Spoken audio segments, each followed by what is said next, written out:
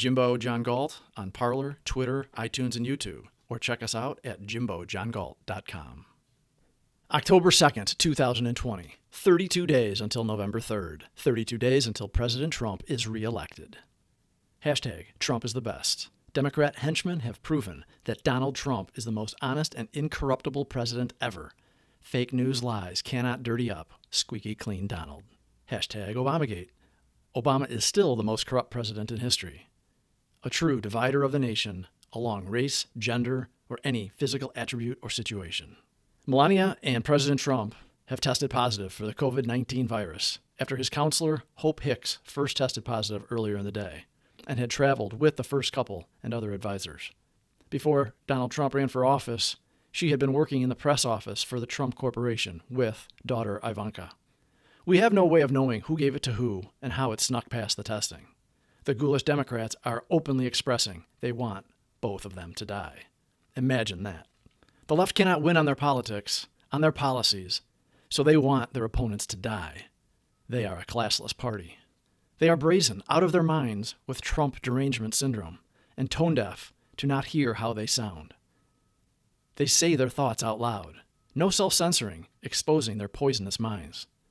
If anything good can be taken away from all the negative coverage of the first family's health concern, is that it removes from the focus from the newest bombshell fake news story about secret recordings of Melania. She is heard complaining of the fake news coverage of her decorating of the White House for last Christmas. She was recorded surreptitiously by a woman who posed as her personal friend for many years. This is going to be another backfire on the can't shoot straight gang of incompetents that have it in for President Trump. Voters like compassion. This crop of modern regressives are on the one hand clueless and on the other hand utterly contemptuous about what voters want because they believe they don't need their votes, as they are clearly planning to steal the election via mail-in voter fraud. Before dawn today, Politico, the left-leaning Democrat mouthpiece, already found an excuse for dementia Joe Biden to not debate again. Survival rates for someone over 70 years old is 95%, and that includes all those with other comorbidities. New York Times' Maggie Haberman and Peter Baker say this: if Trump becomes sick, it could raise questions about whether he should remain on the ballot at all. Jump to the worst possible conclusion much?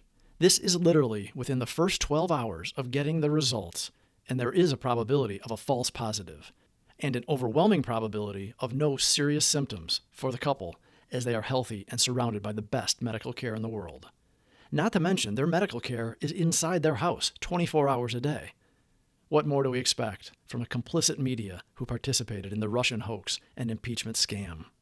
Now that the existence of the Wuhan virus has been found in the President and First Lady's bodies, it does not mean that they will die or necessarily have life-threatening symptoms. He is in a vulnerable category with his age, and he is not in the best of shape. We will see as time passes, but there are false positives as well as false negatives. Both he and Melania are positive, so it makes sense. It is a true positive. But how much of the virus is in them is also important, because viral load, or how much exposure one has to the virus, is more indicative of a possible outcome. It may be the tests are super sensitive and they have some traceable levels, but it absolutely does not mean they will suffer serious illness. Many, many people are asymptomatic, meaning they don't even know they have it, or may have some minor tiredness or fatigue. The mighty Donald should be recovered soon, knowing his boundless energy and attitude. The fact they are infected is not bad in a sense, because it shows he is not wrong to want to open up the country and the economy. All it means is that it is a real virus, and those vulnerable need to take precautions and get early treatment if they do test positive. Which is exactly what is happening now. They caught it early, and we know the president is a fan of the hydroxychloroquine and zinc protocol, so we can be confident they are already pursuing that along with remdesivir, which is normally taken after more serious symptoms of the lungs are detected. The hydroxy zinc has virtually no side effects and is over-the-counter in most countries. Unfortunately, not in the USA. Mike Pence was also tested and does not have the Wuhan virus. Joe Biden's spokesperson says the former VP has tested negative. Negative for what? And can we believe him? The way the Biden media team have been stoking fear of the virus, Joe Biden should have tested positive. considering he debated Donald Trump for over an hour and a half. Because their virtue signaling requires masks everywhere, brainwashed people into believing anytime you are in a room with someone within that magical 6 feet of an infected person, you automatically get infected, as if the virus has lasers shooting out at everyone.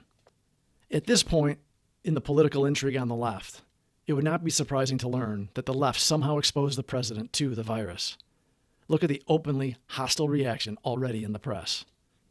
In life, it is more productive to stay positive, and a great many things can come from setbacks, because fighters find a way to solve problems and learn from them. If the president and first lady's immune systems are as strong as we expect them to be, it will send a clear message to the world that shutdowns and masks are counterproductive and harmful to the health of the individual and the economy. The CCP flu will go through the population, and some will have mild symptoms. Some will have no symptoms. Some will have more serious issues and recover. And those in vulnerable demographics, like the obese, those over the age of 75, and those with already weakened immune systems, may be hospitalized and may die. We all need to be careful, eat a healthy diet, wash our hands, and look after those with comorbidities. When President Trump emerges from his quarantine with no serious issues, it will show he was correct all along, and it will confirm the left is purposely instilling fear to control voting and expand their deep state power. More power for them, the less freedom for all of us.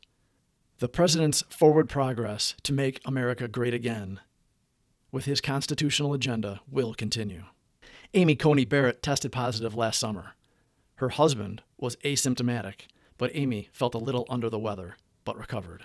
Her hearings before the Senate will begin October 12th, according to Lindsey Graham, and she should be confirmed to the Supreme Court by the end of October. We are wishing and praying for a speedy recovery for POTUS, FLOTUS, and the rest of the administration, along with all those who test positive. As always, keep your eyes and ears open, trust your instincts, and do not be afraid to speak up for your rights. Never bend the knee. Jimbo John Galt on Parler, Twitter, iTunes, and YouTube. Or check us out at jimbojohngalt.com.